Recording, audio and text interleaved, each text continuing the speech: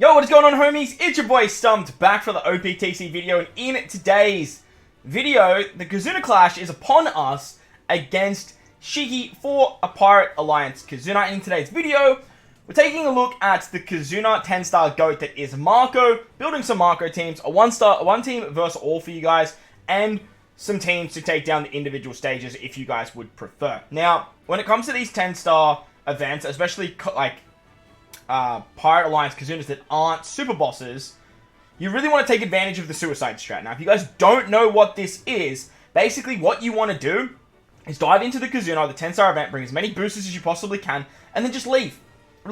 Request a friend to come save you, communicate with your alliance members, get them to come save you, so that way you both get the rewards and you can get as many tickets as possible without summoning for the boosters. Now, this is not a time to be using stuff like KIZUNA potions. This KIZUNA banner, is not a time to be summoning, especially with Uta live. You should not be summoning on this KIZUNA banner for these boosters. It's just not worth it. But, utilizing this strategy, you can actually get a lot of saves every 15 minutes. You'll always have a assist up for your friends, or your alliance members, and that way you can actually save them as well, and get up to those high assist numbers. That'll also get you tickets to get to the final box, so that way you can get your SHIKI Super Evolved for his 6+. Now, there is no free-to-play character. I don't like that they do this. However, there is no free-to-play character. In every single stage, you will be versing SHIKI, and that is basically the boss that you do need to take down.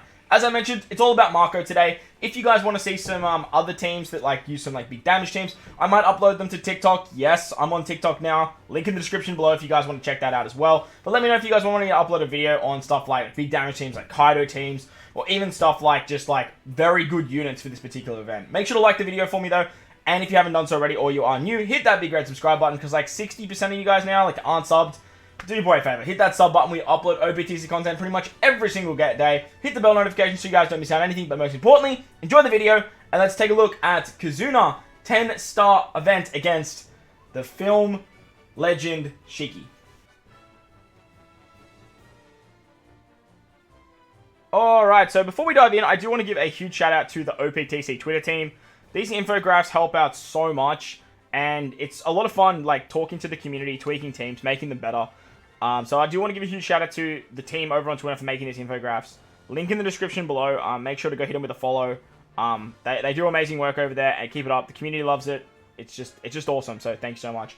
The first variation of SHIKI is a Dex variation, as you can see. He's down here dropping his Spirit Bomb, and we are going to pump him with our boy Marco and build up as much XP as we possibly can. Remember, use the suicide strat. This is not a time to use KIZUNA potions. This is not a time to summon. You really want to maximize your assist gains.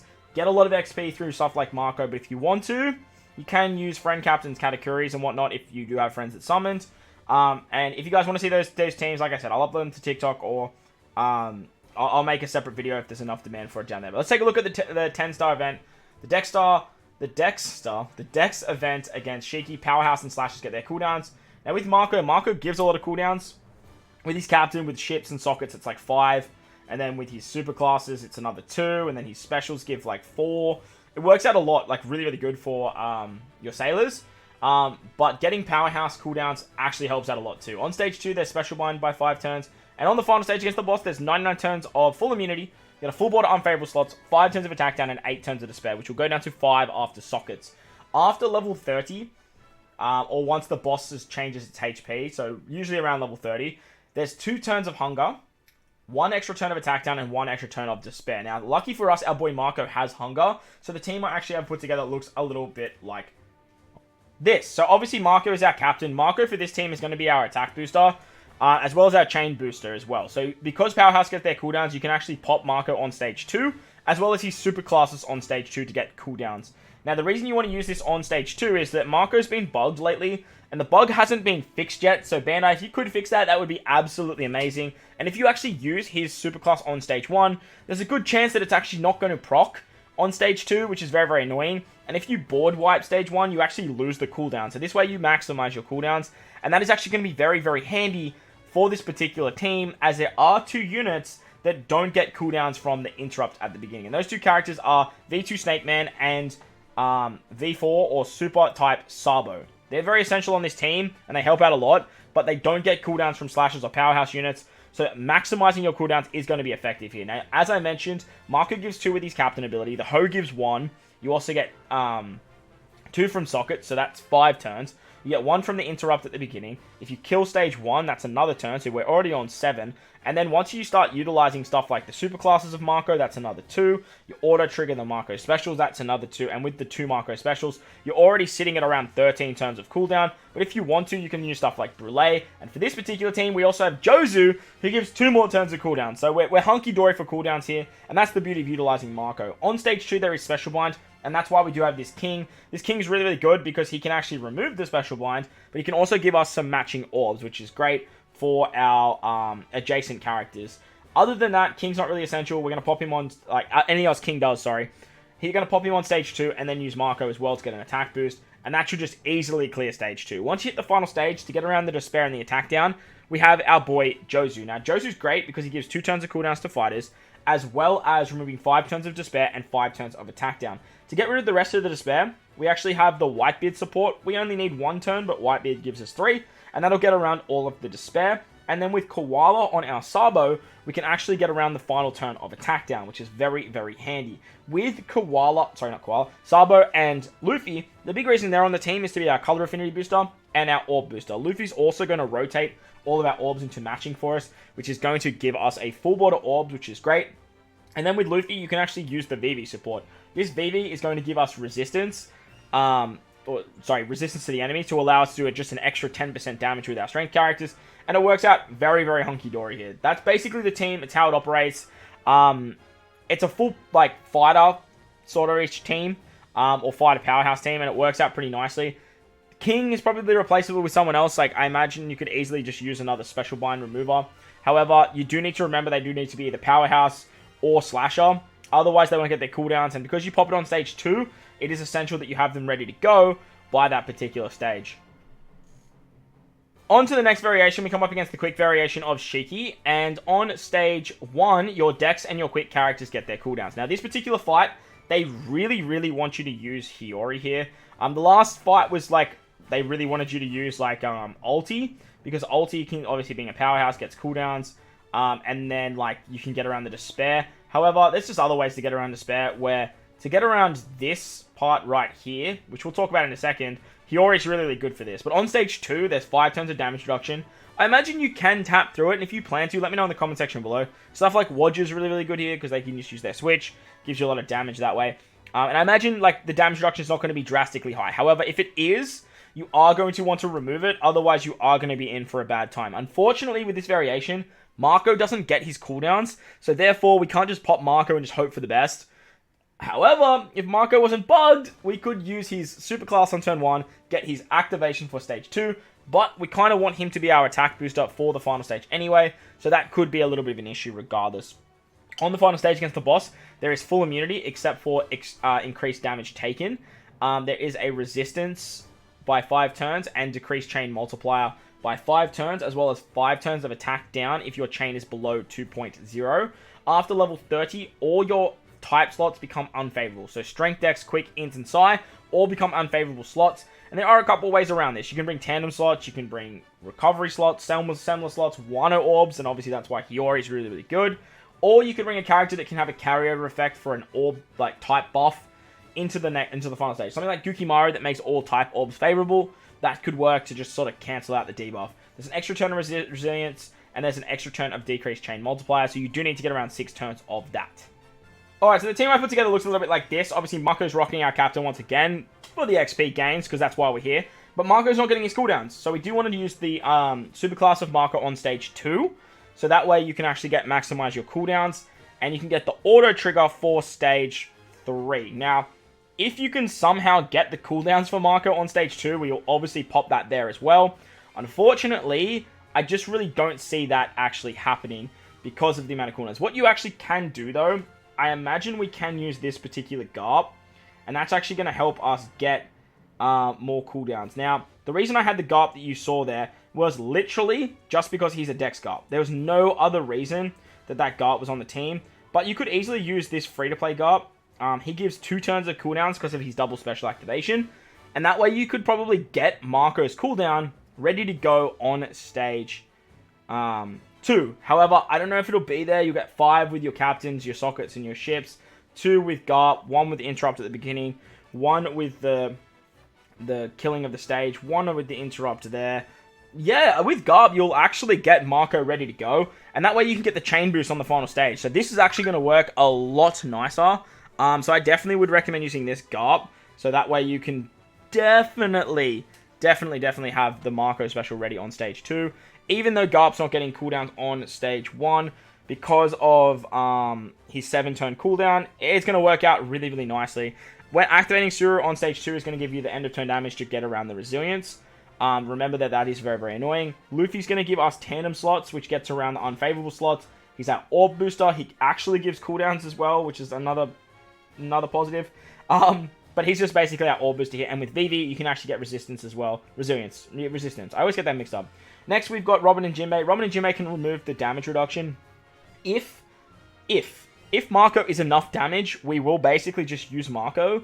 However, if Marco is not enough damage, then we will have to use Robin and Jinbei to actually get around that. But Robin and Jinbei also can use the Croc support, which activates because of the chain coefficient reduction, giving us the chain boundary starting at 2.